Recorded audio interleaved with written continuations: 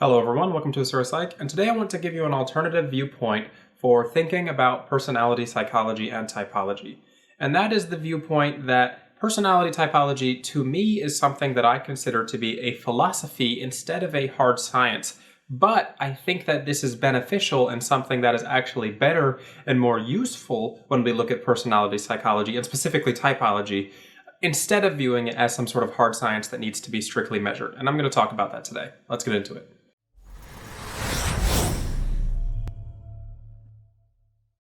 So I want to first start off by saying that, of course, if we had the choice, we would want to have a personality typology system that fit into some sort of neatly categorized little system where we could say, all right, you have these functions and these traits, so you're going to think like this, and it's going to work all of the time. But the issue is, things don't work that way, and especially they don't work that way, but they also aren't going to be measured that easily. And one of the issues with understanding personality psychology and the human mind is that the human mind is exceptionally complex and malleable. It's going to change over time in reaction to certain things. So when we look at personality psychology, and specifically Jung's personality typology system, for example, it's something that I treat as a philosophy of psychology instead of a psychological science in and of itself. And what I mean here is that I don't think that it needs to be strictly defining the exact functions of the mind in a way that a scientist might, because then it loses some of its functionality. And Jung kind of thought of it this way as well, which is why when he talks about the functions and he talks about how he approaches his practice of psychology, to him it was more important to go into the streets and to practice with people and understand people and really interact with people one-on-one so he could learn how their mind functions. And he even said that you're not going to understand the science of psychology by staying in a lab and attempting to run numbers. And this is the kind of approach that you're going to see with people like Jung, who are called research practitioners. So there's a few different branches of psychologists. You could have a practitioner who is someone exclusively focused on working with a patient and client one-to-one. Then you could have a researcher who's exclusively interested in working in a lab trying to understand scientific information. And then you have the research practitioner, someone like Jung, who believed that there was important information to be gained from the qualitative experience of working with individuals one-on-one. And that's how he built up his philosophy/science of personality typology. He went and interacted with people one-on-one for almost all of his life, gathered information about them, and then created this personality typology system, which to him was not intended to be a hard science. It was intended to be something that was just going to explain what he saw within the patients that he was working with on a daily basis. Counterintuitively, this is actually a method and approach that a lot of researchers and scientists use when approaching psychology and the different fields of psychology. And this specific field of thinking is called social constructivism. And it essentially admits that psychology is such a subjective field that it's hard to operationally define and turn into some sort of strict hard science. So the best we can do is begin to understand the processes within psychology and define them in the ways that we can related to our social constructs and who we are as individuals and our culture. So it becomes hard to treat psychology as a hard science because it's exceptionally subjective.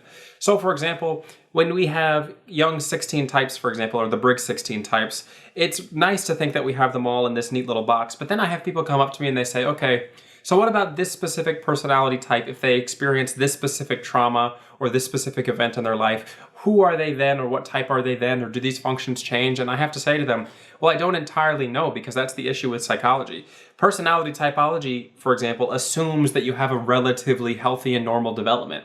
And there's no way to really know how an individual is going to specifically react to some sort of individual event in their life. And one of the issues with psychology is that we look at this on a micro and a macro scale. These types of life-changing events happen to individuals daily, weekly, monthly, every year. Something huge is going to happen, at least in most people's lives throughout their life. So it becomes hard to operationally define and measure these types of events and how they're going to impact people related to their personality and their psyche. So we can only think of things in terms of the norm. This is how most people develop. This is how most people's minds work. And that's going to be hard to turn into some sort of hard science when you have so many outliers related to the events that people live in their life. So I want to read to you a paragraph from my psychopathology graduate textbook that talks about the idea of social constructivism and the approach it takes to understanding psychology. If we cannot come up with an objective and scientific conception of psychology, and mental disorders, then what way is left to understand these terms? How then are we to conceive of psychology? The solution to this problem is not to develop yet another definition of psychology. The solution instead is to accept the fact that the problem has no solution, at least not a solution at which we can arrive by scientific means. We have to give up the goal of developing a scientific definition and accept the idea that psychology and related terms are not the kind of terms that can be defined through the processes that we usually think of as scientific. We have to stop struggling to develop a scientific conception of psychology and attempt instead to try and understand the struggle itself, why it occurs, and what it means. We need to better understand how people go about trying to conceive of and define psychology, what they are trying to accomplish when they do this, and how and why these conceptions are the topic of continual debate and undergo continual revision. My first initial thought after reading that paragraph was, if things are going to be this way, why should I even bother to look at psychology as a hard science? And it's not that you shouldn't view psychology as a hard science, but you have to understand the limitations of understanding the hard science aspects of psychology. Psychology is unlike any other hard science in that there's very few laws and there's very few things that are going to be universally true across all humans. When we do scientific research related to psychology, we're trying to find, again, those averages. What are the norms? What represent most people within the world? But you're going to find that most people isn't all people, and you're going to see that there's going to be these large gaps in how we understand things, and that things aren't going to work in the way that we truly understand. Every human's subjective experience is going to have a huge impact on their psyche and how they perceive and understand the world. Even when we look at monozygotic twins, or twins who are genetically identical, you can see that despite them being very, very similar in how they process information and understand the world, they're going to have differences between them because they have their own individual minds. You could even say that their brains are completely identical, but because they're experiencing slight variations of their own world, of their own reality, they're growing into two separate people. And this is an issue when you look at not only people like monozygotic twins who are exceptionally similar, but then think about everyone else who's exceptionally different in where they're raised, what their culture is, how they grew up, what their life is like, how much money they have, things of that nature. It becomes exceptionally hard to understand psychology as this raw, hard science when we have to understand that there's 7 billion plus people in the world who are all subjectively experiencing different things. To take another look at social constructivism and how it impacts our understanding of psychology, let's look at the most psychometrically validated thing in the world, and that is IQ, or intelligence quotient. IQ is what we as humans tend to think of as the measurement of intelligence, and it's something that's been researched over and over and over again. It's very strictly defined. We have a good idea of what it is. But IQ in and of itself is socially constructed. It is a social representation of what we believe intelligence to be. It is not a raw measure of intelligence. Is it a measurement of what we think of as intelligence, what we think is important to classify as intelligence? Yes, because that's what we are measuring. That's what we've socially constructed the idea of IQ to be. But IQ doesn't measure things like musical ability, artistic talent, things of that nature. It is not a pure representation of intelligence overall. It is a social construction of what we believe to be important related to the idea of intelligence. And it's very validated, and we can say, okay, well, this person is going to be, successful in these fields because they're able to score highly on this, most likely. If they were going to score highly in IQ, they're usually going to be able to do a lot of different things. But that doesn't mean that they would succeed in the fields related to things that IQ doesn't measure, like musical ability, for example. And this isn't to say that IQ isn't important, but it's to say that social constructivism influences how we understand psychology in almost every aspect, because everything that we're working with related to psychology has some sort of input like this, where it's a input from our understanding of the concept, or of what we want the concept to be, or what we're attempting to measure, instead of the measurement of the thing in and of itself. And that's where it becomes complicated with psychology, because it's really hard to measure the thing in and of itself when we don't understand exactly how the human psyche works, or how the human mind works, even in a biological sense. To summarize my points related to this whole topic, I will say this. I personally view personality typology as a philosophy of understanding personality instead of a hard science of understanding personality in and of itself.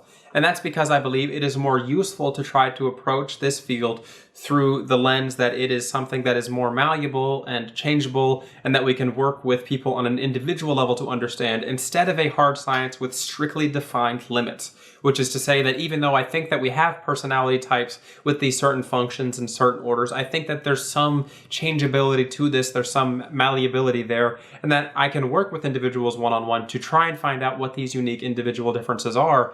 And in those ways, it becomes easier to understand individuals when you work with them one-on-one to understand their subjective experience of their psychological experience. What are they as individuals going through, instead of what are they going through the lens of what we scientifically define as the thing that they should be experiencing. And to me, it's more useful to understand psychology and a lot of psychological concepts like that.